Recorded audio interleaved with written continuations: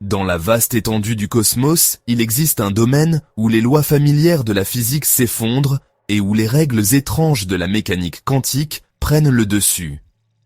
Ce domaine ne se trouve pas dans une galaxie lointaine, mais ici même sur Terre, dans les environnements ultra-froids créés dans les laboratoires de physique. En refroidissant les gaz à des températures de quelques milliardièmes de degrés seulement au-dessus du zéro absolu, les scientifiques ont ouvert les portes d'un monde merveilleux, où les atomes ne se comportent pas comme des particules individuelles, mais comme des ondes s'étendant sur de vastes distances. Imaginez un gaz si froid que ces atomes se déplacent incroyablement lentement, leurs énergies réduites à presque rien. Les atomes commencent à se chevaucher, formant une seule entité gouvernée par une seule fonction d'onde, un phénomène connu sous le nom de condensation de Bose-Einstein, ou CBE.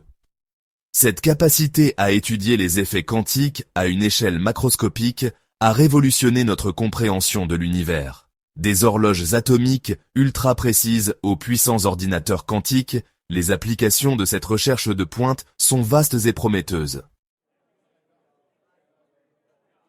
Dans les années 1920, Albert Einstein, s'appuyant sur les travaux de Satyendra Nath Bose, a prédit un phénomène étrange. Il a théorisé que si un gaz de boson, particules à spin entier, était refroidi à une température suffisamment basse, une fraction significative des atomes s'effondrerait soudainement dans l'état d'énergie le plus bas.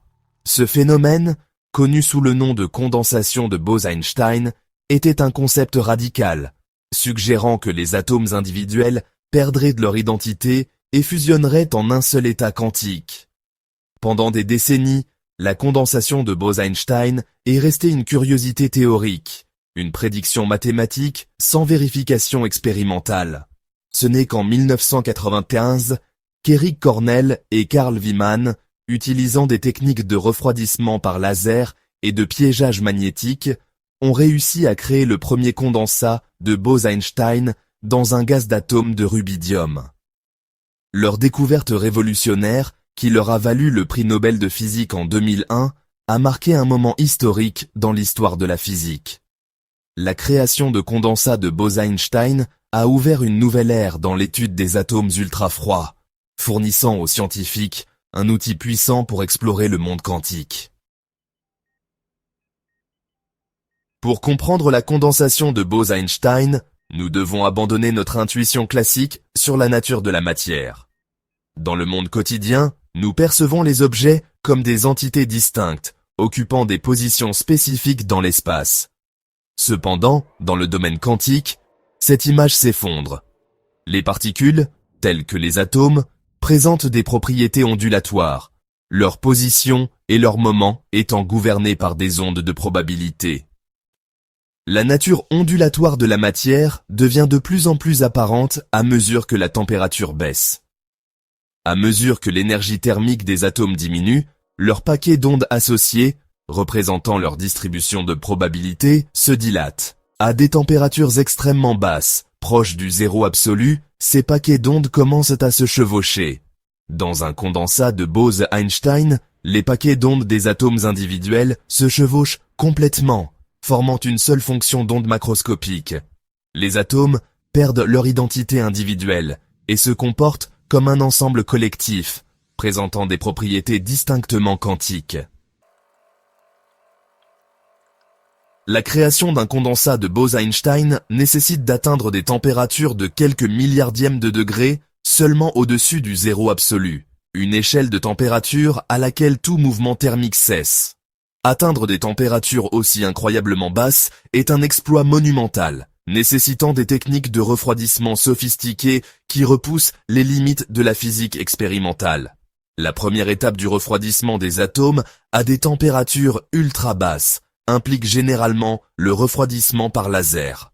En réglant soigneusement les lasers sur des fréquences spécifiques, les scientifiques peuvent ralentir les atomes, réduisant leur énergie cinétique et donc leur température. Cette technique exploite l'interaction entre la lumière et la matière, en particulier le transfert d'impulsion, qui se produit lorsque les photons sont absorbés et émis par les atomes. Cependant, le refroidissement par laser seul ne suffit pas pour atteindre les températures requises pour la condensation de Bose-Einstein. Pour refroidir davantage les atomes, les scientifiques utilisent une technique appelée refroidissement par évaporation. Grâce à une combinaison de refroidissement par laser et de refroidissement par évaporation, les scientifiques ont pu atteindre des températures aussi basses que quelques nanokelvin, soit quelques milliardièmes de degrés au-dessus du zéro absolu. Section 5. Une danse différente, les gaz fermioniques et le principe d'exclusion de Pauli. Alors que les bosons, tels que les atomes de rubidium, peuvent tous occuper le même état quantique, formant des condensats de Bose-Einstein, une classe différente de particules, appelée fermions, obéit à un ensemble de règles différents. Les fermions, qui comprennent les électrons, les protons et les neutrons, sont régis par le principe d'exclusion de Pauli, qui stipule que deux fermions identiques ne peuvent pas occuper le même état quantique simultanément. Ce principe fondamental a de profondes implications sur le comportement de la matière. C'est la raison pour laquelle les atomes ont une structure en couches, les électrons occupant des niveaux d'énergie distincts.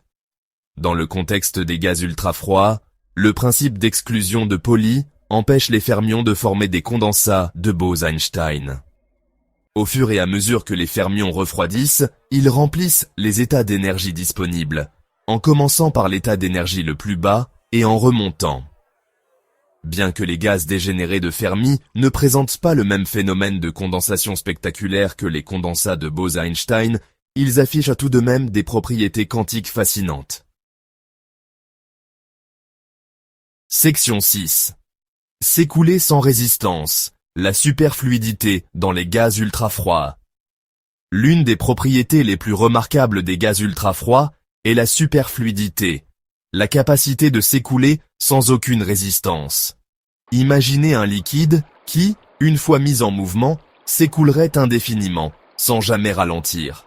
Ce comportement apparemment impossible est une réalité dans le monde des atomes ultra-froids. La superfluidité découle du comportement collectif des atomes dans un état quantique. Dans un superfluide, tous les atomes sont décrits par une seule fonction d'onde macroscopique, et ils se déplacent à l'unisson, sans aucune collision ou diffusion individuelle. Ce mouvement collectif est ce qui permet au superfluide de s'écouler sans aucune résistance. La superfluidité a été observée pour la première fois dans l'hélium 4 liquide à des températures extrêmement basses. Cependant, l'étude de la superfluidité dans les gaz atomiques ultra-froides a fourni de nouvelles perspectives sur ce phénomène.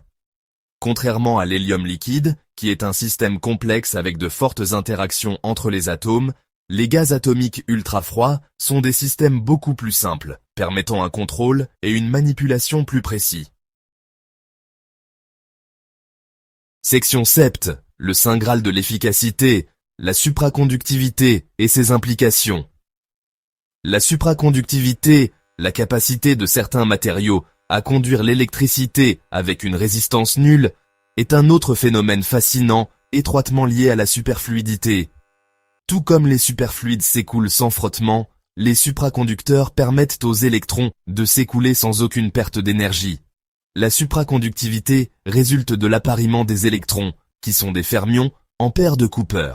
Ces paires de Cooper se comportent comme des bosons, ce qui leur permet de se condenser en un état supraconducteur. Dans cet état, les paires de Cooper se déplacent sans effort à travers le matériau, sans diffusion sur les impuretés ou les défauts.